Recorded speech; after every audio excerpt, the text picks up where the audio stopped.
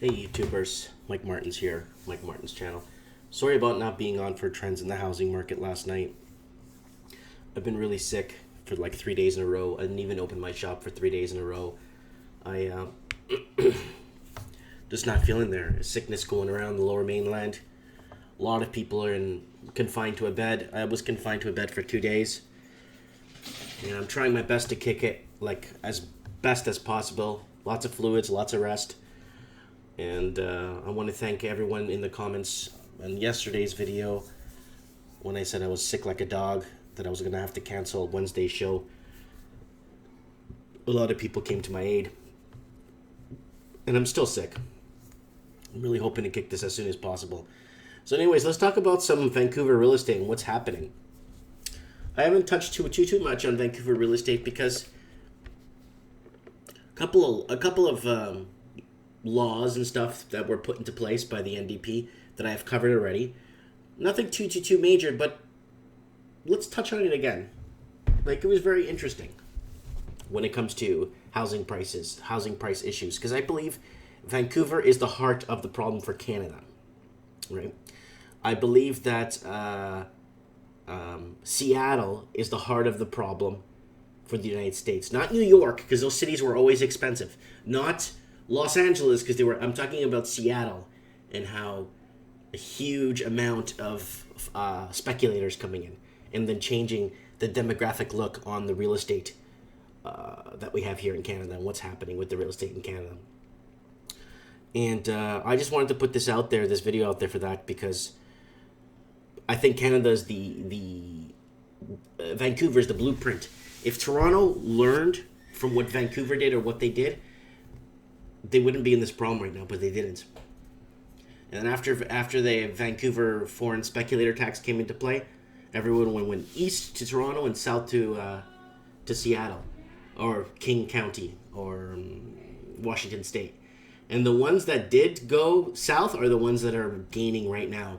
Some house gains right now in Seattle, condos and stuff, homes, anywhere from $6,000 to $20,000 a month in gains. Okay, so what's happening now in Vancouver? Homes, not investments, say advocates. Well, we've been saying this for a long time, guys. Vancouver is falling, part 2 in a series on local fighting the housing crisis. So you guys remember I spoke about this a few weeks back on trends in the housing market. And I guess people are waking up to the fact that their grandkids or their great-grandkids could never... they're already born at a loss. That there's no way they could. There's a guy here with the sign, "Fight for our kids' future," and it's not good. So this is a good article here. A nonpartisan community action group demanding that all levels of Canadian government address the affordability crisis caused by the influx of global capital. And it's funded, it's called HALT, Housing Action for Local Taxpayers.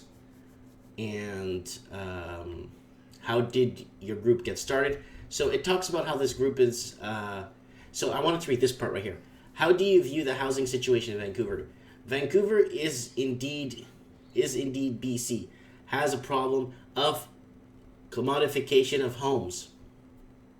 Instead of a place to live and raise families, homes are seen as commodities and stocks to build, park and hide wealth. That's what I've been talking about the last 5 years, guys. Often invented from all of the world. Predatory local speculators and real estate professionals are enabling this. So this is a big problem here, and this is another Vancouver's falling. That's another group. Facebook group. It's called Vancouver's Falling. If you're not part of it and you're living in the lower mainland, check it out. And started in September 2016. And it's the same thing. It's got 3,300 members and posting on a daily basis. And it talks about the group. And this is the part I wanted to read to you guys, is do members lean towards certain solutions, right? It's easy to pick out the problems, but it's hard to find solutions for them, right? I try finding solutions for the majority of problems we talk about and stuff. The majority of members tend to lean towards bearish view of the market with a hope of return to more affordable prices. We'd like to see action, primarily on the demand side, to reduce the flows of international money affecting the market, as well as action on the flipping of property. We also have strong views that the agriculture land reserves should be better protected. Short-term rentals should be reduced, and we need to increase the rental supply by focusing on empty, underutilized homes. And has the group made an impact? How do you think the group has made an impact? I hope to think that we've impacted the government decision within the recent budget through our advocacy. Sorry, guys. And letter writing campaigns. We also engaged in many people during the provincial election to get out and vote and try to promote change. We also continue to educate the general public and hope that those around us better understand to continue to protest the negative things impacting the market. We often have new members that say they have their eyes open after learning about what's been exposed. So I've been exposing this or talking about this literally, guys, for 6 years on my channel. You could go way back. Some of the videos have been delisted, like way back. I would try to go find some of my original housing videos from even before I met my wife, and they're not even there anymore. I can't find them. There's like I did at least 30-40 videos walking different streets and showing summertime streets abandoned. There's still one up or two up. There's still 2 of my videos up that are empty streets, abandoned, nobody around. And then, but all the other ones, like I did quite a few of them in between and before that one, and they're just gone. They've been delisted, or I don't know what happened to them, right? So this is your typical advocates fighting for. See, a lot of people are mistaken. These people don't want free housing. That's a different group. These people just want to be able to afford to live. That's, you know what I'm saying? Let's move on, people. Vancouver condo prices rise at the 4th fastest pace in history. So people waiting on the sidelines to pick up their first condo, really sorry, you're going to have to wait a little longer. Vancouver condo prices rise at the 4th fastest pace in history. Lower condo sales and higher inventory should relieve some of the pricing pressures in Vancouver, not according to the numbers published by the Real Estate Board of Greater Vancouver. Vancouver condo buyers have gone a little overboard last month. Greater Vancouver Real Estate Board numbers show that the prices made a huge leap in February. According to the board, prices climbed at one of the fastest rates in the history of the city, all while sales dropped and inventory climbed. Vancouver condo prices are rising at the same pace as before foreign buyers tax. The benchmark condo price, aka the price of a typical condo, reached a new all-time high across Greater Vancouver. The benchmark is currently $682,000, a 2.61% increase from January. This represents a 27.22% increase from the year before. If that sounds like absurd price increase, that's because it is. So there it is. Condo prices are still soaring in Vancouver. I can't believe it.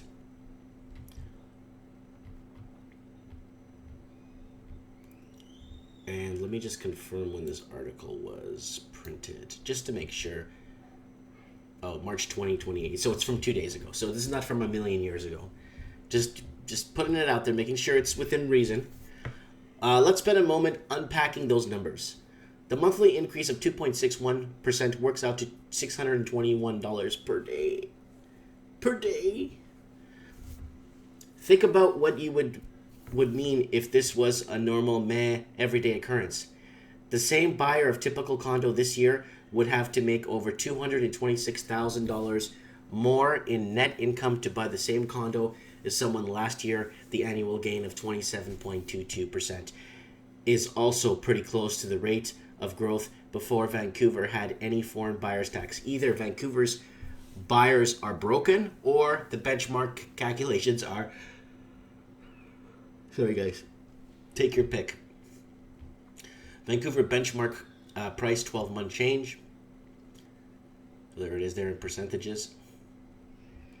So it's in the last 12 months. Median price increases are much more conservative. For those skeptical of the benchmark, let's take a look at Vancouver's median sale price. For those trying to remember what median is the midpoint between a set of numbers. This means half of the condos that sold above a price point and half sold below this price point. The median is the most commonly used method of measuring price. Measuring price movements internationally. Even in Vancouver, most mainland Chinese sites use the median instead of the benchmark. The median condo price is showing much more conservative changes. Vancouver West, the largest region for condo apartment sales, the median price is $873,000.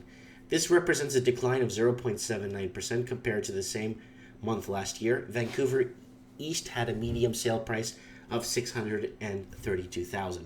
This represents a 2.06 increase from the year before, not quite the insanity as the benchmark is showing. Vancouver condo sales drop over 7%. Condo sales across Vancouver are dropping, although not nearly as fast as cities like Toronto.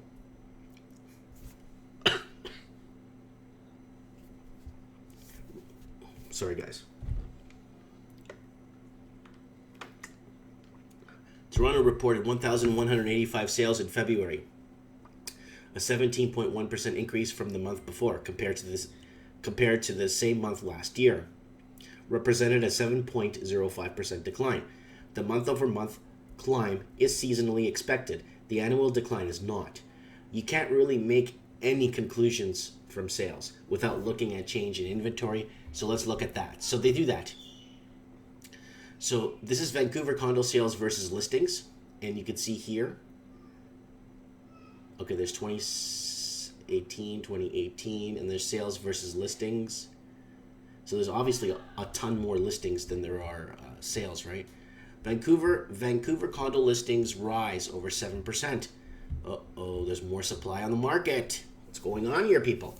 Vancouver condo listings are on the rise. Reported 1,744 condo listings, a monthly increase of 16%.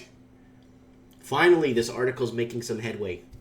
Compared to the same time last year, same month last year, this is a 7.98% increase. Once again, the monthly increase is seasonal. The annual change, not so much. You would think an increase of inventory and a decline in sales would remove some of our price pressure. Apparently, that's not the case. Prices are rising at the same pace as before Vancouver was even measuring foreign buyers. Now, after the foreign buying numbers have declined significantly, prices are still the same pace of growth according to the industry. You know your market is SHIT, the bed, when the CEO of China's largest overseas real estate firm starts calling your city overpriced. Oof.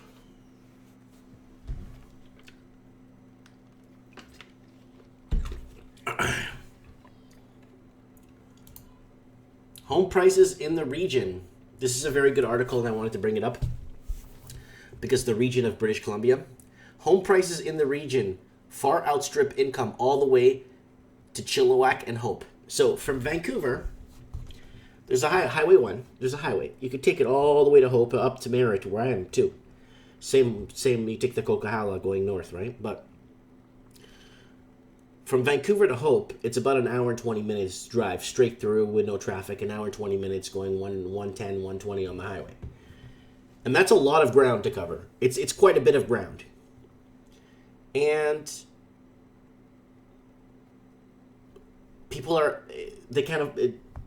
their income's not enough.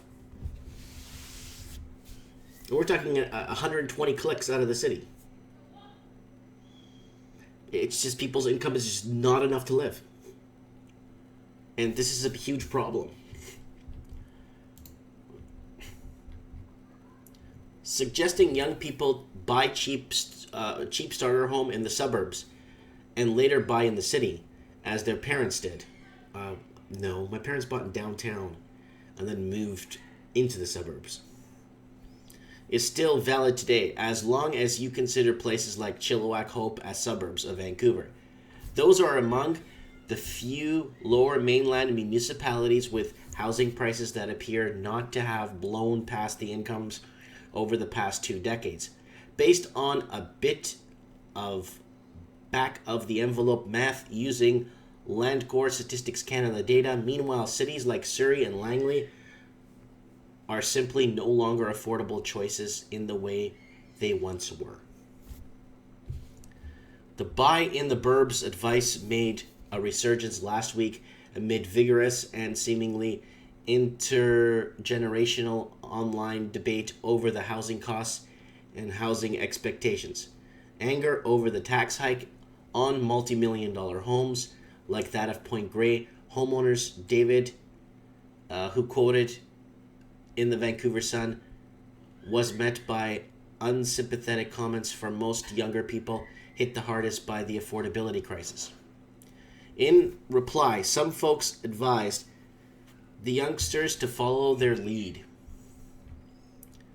Forgo frivolous spending and step onto so-called property ladder, which over the past couple of decades had delivered them from suburbs like Burnaby, Coquitlam to Vancouver. Let me see here. Okay, right here. By 2016, the median prices for detached homes in Vancouver had exploded to 26 times the median family income. Families looking to spend no more than their elders had spent on homes in Burnaby and Coquitlam in the mid-90s relative to their income would have to buy in Chilliwack or beyond if they spent just a little more than their elders had. They could consider Abbotsford. And there's this part here I want to read to you guys here. Where was it? Oh, yeah, right. Coquitlam. So Coquitlam is a suburb outside of Vancouver. It's about 30 minutes. Homes in Coquitlam went from $286,000, 5.6 times the median income in 1996, to $1.23 million in 2016. Woo! Langley and Abbotsford prices rose 4.1% to 3.6% incomes in 1996 to 8.3, 7.1 times income respectively, while home prices in Chilliwack, Hope outpaced income gains. The municipalities could be considered the new Coquitlam and Abbotsford respectively. So going right up, I'll even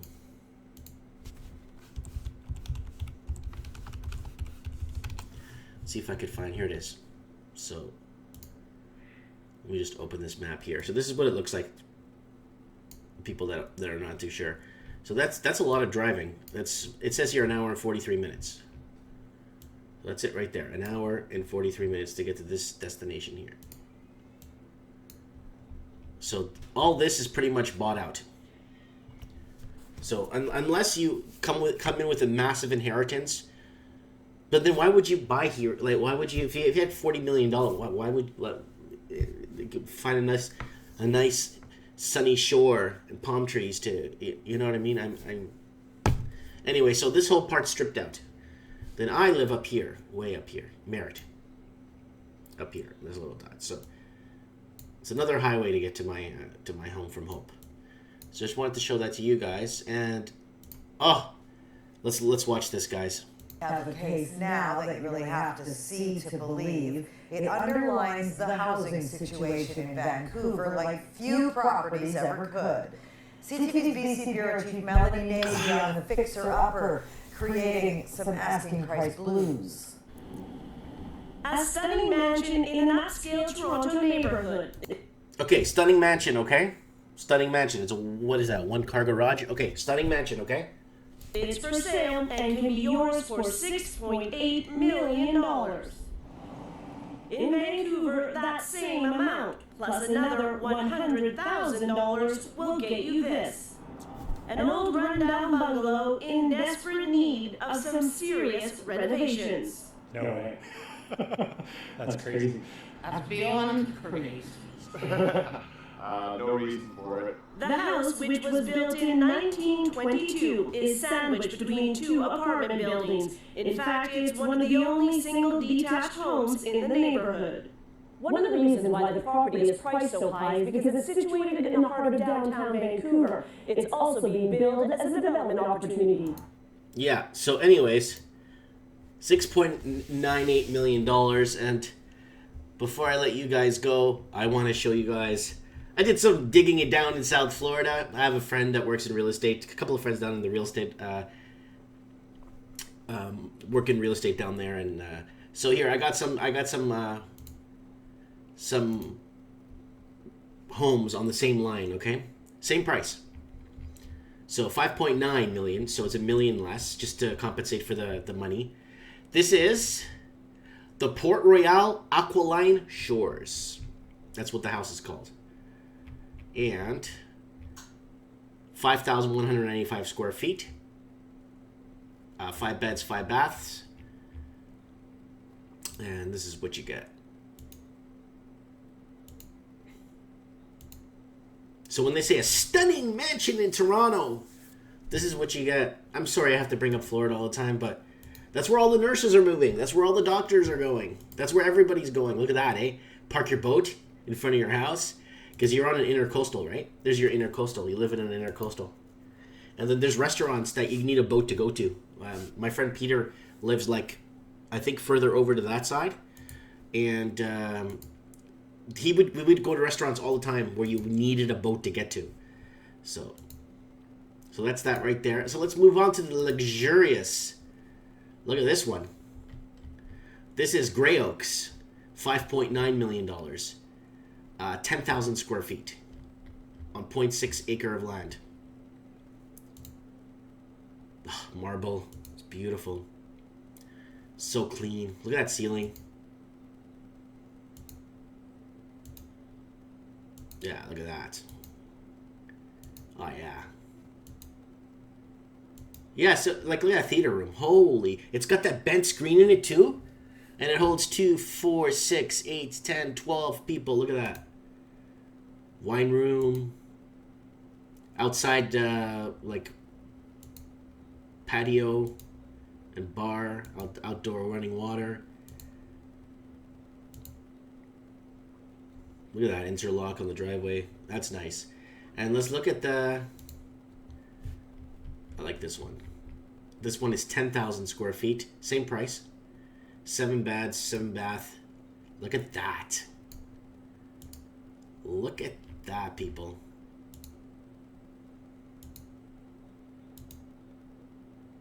Oh, the grand piano. You gotta have that. So these are $5.9 million homes, guys. Nuts.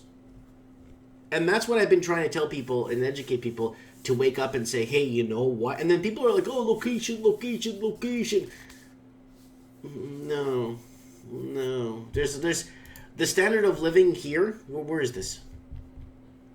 Boca Raton. I live really close to there. Standard of living is very high in Boca Raton. New highways, new malls, new strip malls, new roads, new... Yeah, no. There it is there. Wow, that's nice. I just wanted to put this out there. Bang for your buck, guys. Be smart. Don't jump into the first investment you make. Donald Trump made a really, really good... one of the seminars I went to back in the day when he was doing those sales seminars in South Florida, he would say some of the best investments you'll ever make in your life are the ones you don't make at all. Anyways, guys, happy Easter to everybody. There's a cross below me. Just to want to wish everyone happy Easter. And thanks for watching, guys. Let me know what you guys think in the comments below. This is Vancouver, BC Housing Talk. If anyone has any good articles they want me to read or share, just send them to me on my fan page on Facebook or just follow me on Instagram. Thanks for watching, guys.